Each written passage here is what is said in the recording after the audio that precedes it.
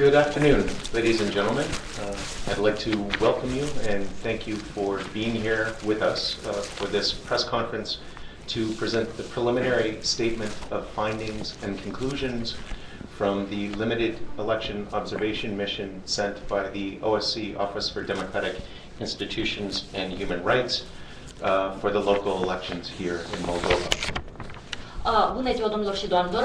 Dați-mi voie să vă salut, să vă mulțumesc pentru că sunteți alături de noi astăzi la această conferință de presă care a fost convocată pentru a prezenta concluziile, declarațiile și constatările preliminare care au fost emise în cadrul misiunii limitate de observare a alegerilor a Oficiului pentru Instituții Democratice și Drepturile Omului a OSCE, urmare a alegerilor care au avut loc în zilele precedente. Presenting those findings this afternoon will be Kimmo Kiljunen, the head of our mission. With me also at the front table today, Raul Mureșan, who is the deputy head of the Limited Election Observation Mission. Aceste constatări preliminare vor fi prezentate de domnul Kimmo Kiljunen, care este șeful misiunii limitate de observare a alegerilor a OSCE-UDIR, și dați-mi voie să vă amintesc că la această masă îl avem și pe domnul șef adjunct al misiunii limitate de observare a alegerilor, domnul Raul Mureșan. And before I ask Kimmo to begin with this presentation, I'd just like to make clear you are all likely aware of or familiar with the findings, the statement of findings and conclusions we published at the end of the first round of the elections here. What we will be discussing today will be supplementary to those findings and conclusions. Those still stand and are still from here, but the focus will be on the second round. Înainte de a transmite cuvântul domnului Kimmo Kiljunen pentru a face această prezentare, dați-mi voie să menționez că dumneavoastră probabil sunteți bine cunoscuți cu concluziile și constatările preliminare care au urmat prima rundă a alegerilor locale și care au fost publicate. Deci informația care o prezentăm astăzi va fi suplimentară la informația anterioară care rămâne de altfel în vigoare. We will have, after the presentation, a moment for some time for questions. Any questions there may be from the media, but before that, we'll just hand the floor to Kimmo. La finele acestei prezentări vom oferi ceva timp și pentru întrebări din partea mass media, în cazul în care aceste întrebări vor fi, iar acum îi oferim cuvântul domnului Kiljunen. Representatives of the mass media, ladies and gentlemen. Stimați reprezentanți ai mass media, domnilor și doamnelor. It's my great pleasure to present the assessments of the OSCE ODIHR Limited Election Observation Mission on the second round of Moldovan local elections, which were held yesterday. Am mare plăcere să prezint acum constatările și concluziile noastre preliminare ale misiunii limitate de observare a alegerilor a OSCE ODIHR, urmare a scrutinului care a avut loc în ziua de ieri. First and foremost, I would like to thank for the authorities to invite us to observe the elections. În primul rând și cel mai important, vreau să-mi exprim gratitudinea în adresa autorităților pentru faptul că ne-au invitat să observăm aceste alegeri. We are also very grateful for very many interlocutors we met during this observation process. Le suntem foarte recunoscători și numeroșilor interlocutori cu care ne-am întâlnit pe parcursul procesului electoral. Thirdly, I would like also to thank for my team, our team. We were around 25 international experts from, if I'm right, 23 in different OSCE participating states. În al treilea rând vreau să-mi exprim gratitudinea în adresa echipei noastre, care se cifra la 25 de experți, dacă nu mă înșel, din 23 de state participante la OSCE, deci diferite state.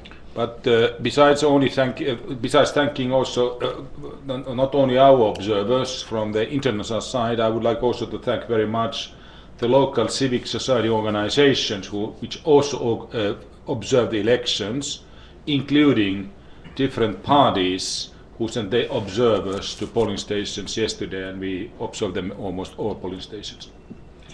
În afară de mulțumirile exprimate în adresa experților noștri internaționali, vreau de asemenea să-mi exprim recunoștința în adresa ONG-urilor locale, care de asemenea, și organizațiilor, deci societății civile, care de asemenea și-au desemnat reprezentanți observatori la diferite secții de votare, la fel ca și reprezentanților diferitor partide politice, pe care de asemenea am văzut ca și reprezentanți sau observatori la practic toate secțiile de votare pe care le-am vizitat ieri. Now it's the time for me to say the key message of our assessment. Și iată că a venit timpul ca să prezint mesajul cheie al evaluării noastre. There was general trust in yesterday's runoff elections. Am înregistrat încredere generală în turul 2 al alegerilor de ieri. However, unclear legal provisions affected campaign activities and preparations. Cu toate acestea, anumite prevederi legale neclare au afectat pregătirea și desfășurarea campaniei electorale. Furthermore, cases of abuse of temporary voter registration decreased confidence in the election process.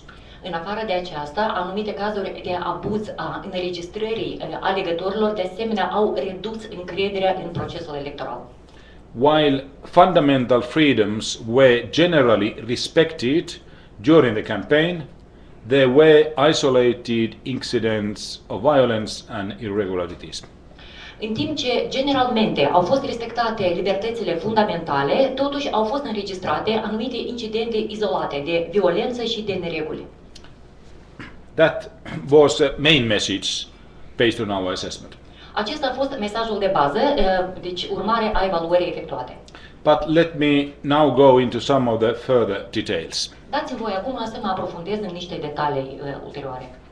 The Central Election Commission managed preparations efficiently and continued to enjoy the trust of most stakeholders. Comisia Electorală Centrală a gestionat pregătirea către alegeri de o manieră eficientă și s-a bucurat de încrederea majorității participanților și actorilor.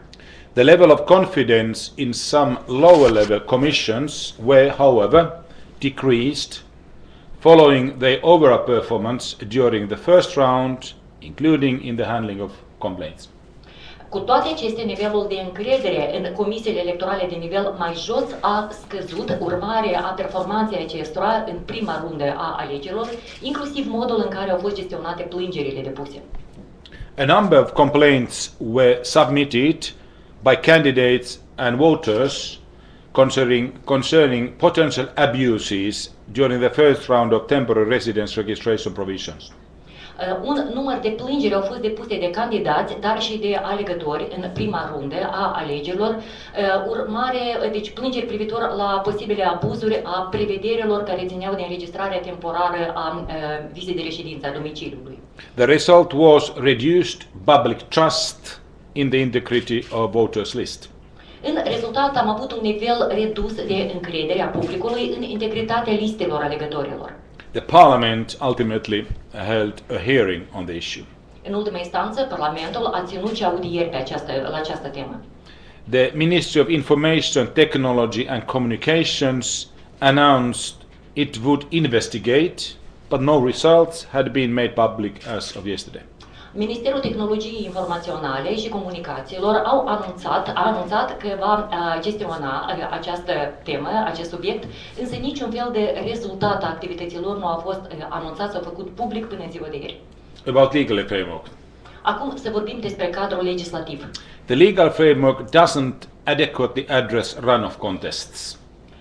Cadrul legislativ nu adresează de o manieră adecvată gestionarea plângerilor sau contestațiilor depuse. It doesn't ensure that recounts have been completed and that first round results have been finalized before the second round is held. Nu asigură cadrul legislativ faptul ca toate recalculările, renumărările să fie completate și finalizate rezultatele primei runde a alegerilor înainte ca să fie inițiată cea de-a doua rundă.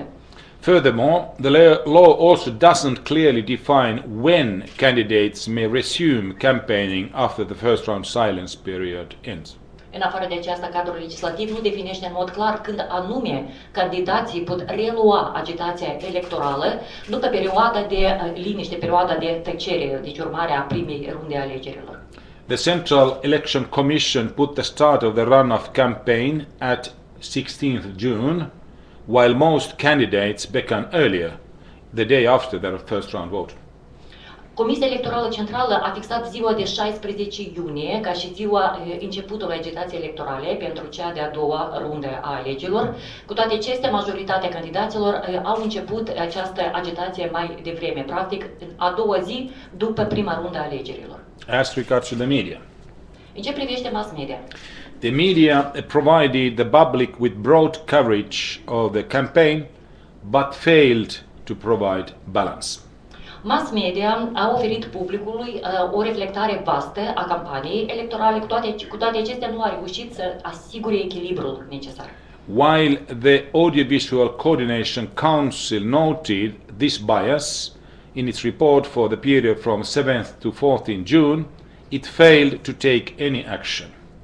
În timp ce Consiliul Coordonator al Audiovizualului a notat această lipsă de imparțialitate în raportul său care a acoperit perioada din 7 până în 14 iunie, totuși nu a reușit să întreprindă acțiuni în acest sens.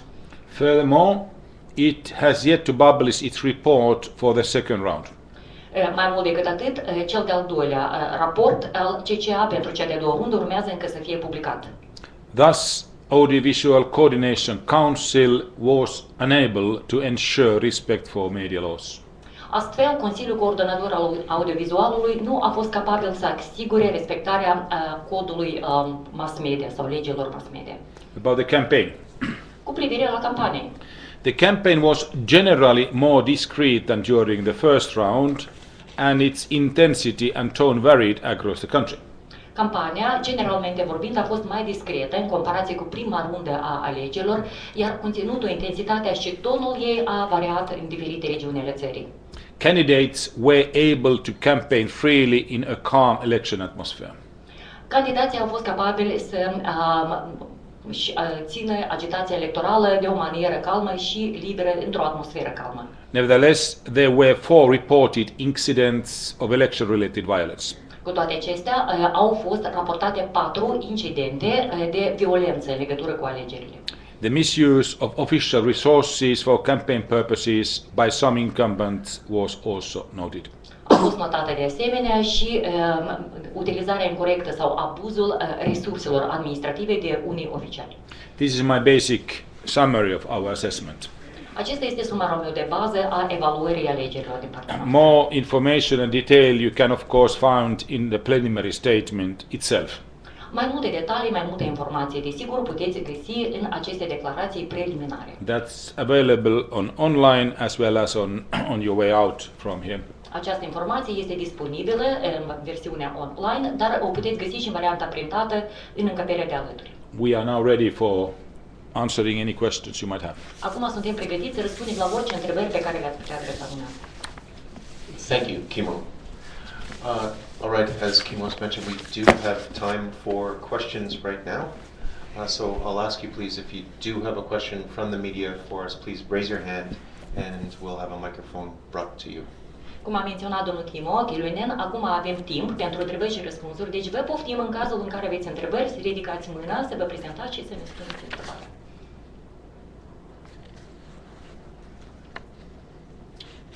Okay. Yes. And if I could ask also, please just give your, before the question, please just give your name and the media outlet you represent. Spuneți numele și mass media care reprezentați. Realitate TV. Întrebarea mea se referă la faptul dacă membrii SCO-ului consideră că acele cazuri de violență și acele incidente înregistrate în timpul campaniei, dar și în timpul alegerilor, au influențat cumva rezultatele generale ale alegerilor. Mulțumesc. Realitate TV.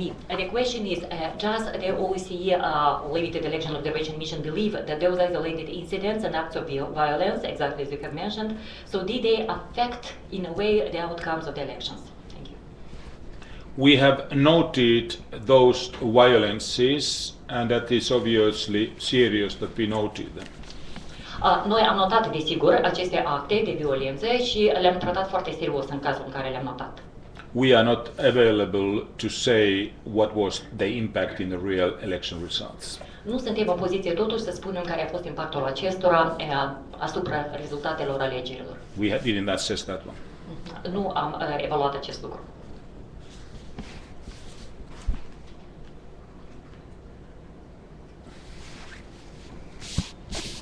Ana German, accent elvetic. Care ar fi măsurile care ar trebui întreprinse pentru a preveni problema vizelor de reședință temporare? Anna German, Accent TV.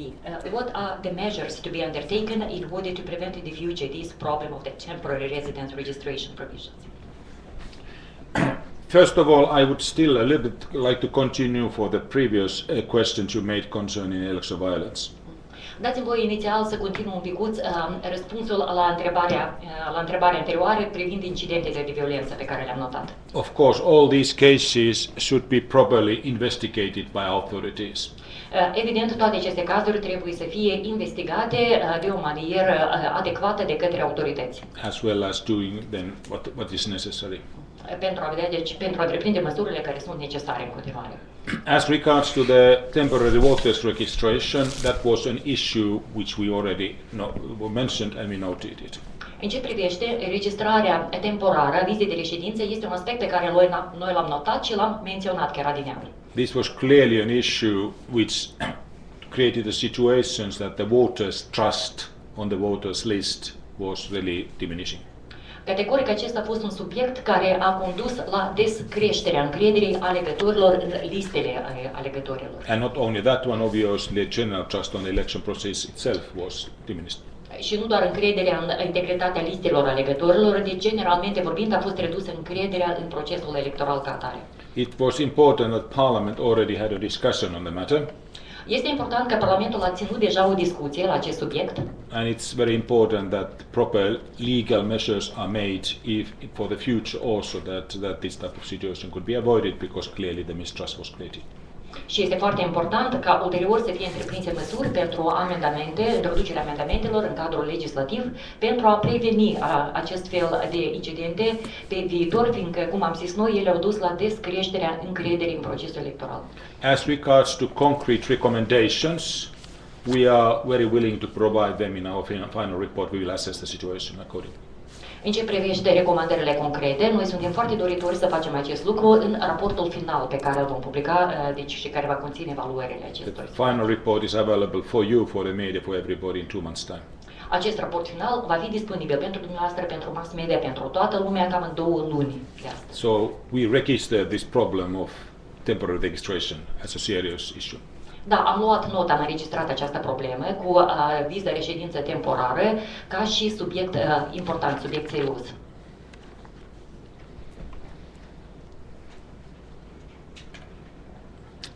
Thanks a lot. That was nice, and as I said already, we have our preliminary finding statements outside. You can have it. It's a public. Mulțumim foarte mult și, cum am menționat adineauri, avem disponibile variantele printate ale acestor concluzii preliminare, declarații preliminare, o găsiți în încăperea de alături.